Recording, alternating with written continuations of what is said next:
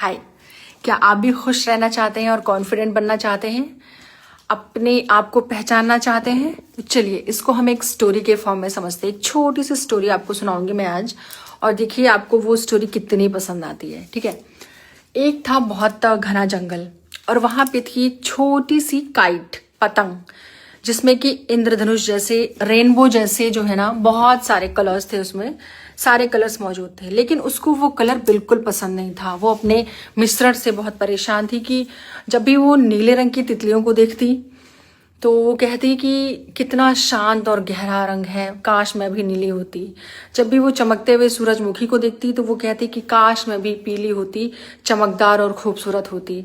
उसको अपने मिश्रित रंगों से बहुत दिक्कत थी, क्योंकि वो अपने आप को अलग महसूस नहीं कर पा रही थी कि मेरी कोई पहचान है, मैं तो एक मिश्रण हूँ, मेरा कोई पहचान नहीं है, मेरी कोई आइडेंटिटी नहीं है।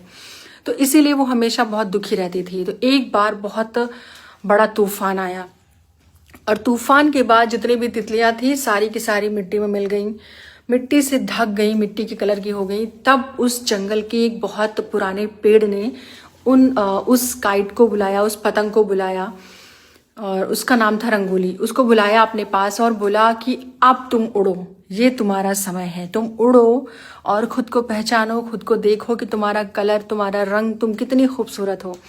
वो डरते डरते उड़ती है, लेकिन जैसे ही उड़ती है पूरे जंगल में उसकी चमक फैल जाती है, लोगों को बहुत पसंद आती है और वो बहुत खुश हो जाती है। बहुत समय के बाद वो इतनी खुश नजर आ रही थी। तब जाकर के उसको अपनी असली पहचान हुई कि नहीं, मुझे दूसरों के जैसे नहीं बनना है, मैं जैसी थी मैं वैसी ही बहुत अच्छी थी। मेरी यही पहचान है कि मैं इतने सारे रंगों से मिलकर बनी हुई हूँ। मेरी यही पहचान है कि मैं किसी एक कलर की नहीं हूँ, मैं सारे रंगों से मिलकर बनी हुई हूँ।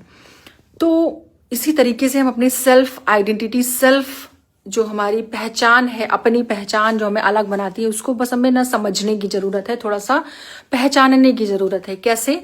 पहले होती है सेल्फ आइडेंटिटी, खुद को पहचानना। आपके अंदर जो भी कमियां हैं, जो भी खूबियां हैं, जो भी आपकी पसंदीदा चीजें हैं, जो नापसंद है, आपका क्या एक्सपीरियंस है, क्या अनुभव है, क्या फैमिली है, क्या कल्चर है, क्या ट्रेडिशन है, आपके पास क्या है, वो सारी चीजें मिल करके आपको एक अलग पहचान देती हैं। तो उनके साथ जीना सीखें।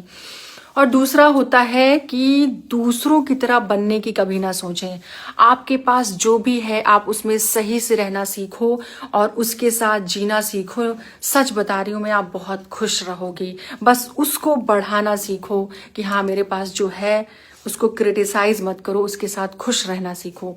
तीसरा सबसे बड़ा जो है वो क्या है, वो पॉइंट है हमारा कि खुद को पहचानना, पहला हो गया। दूसरा है कि दूसरों के जैसे नहीं बनना। तीसरा है खुद को स्वीकार करना।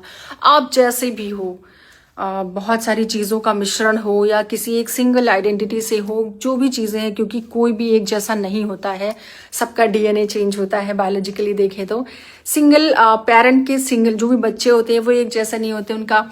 तो फिर आप कैसे सिमिलर हो सकते हो? सिमिलर फेस के हो सकते हो, सिमिलर कलर के हो सकते हो। एक पेरेंट के बच्चे सिमिलर कलर के नहीं होते तो आप कैसे हो सकते हो? डिफरेंट लोग कैसे हो सकते हैं? तो ठीक वैसे ही हमें अपनी आप को स्वीकार करना चाहिए। हम जैसे भी हैं बहुत अच्छे हैं, बहुत खुश हैं।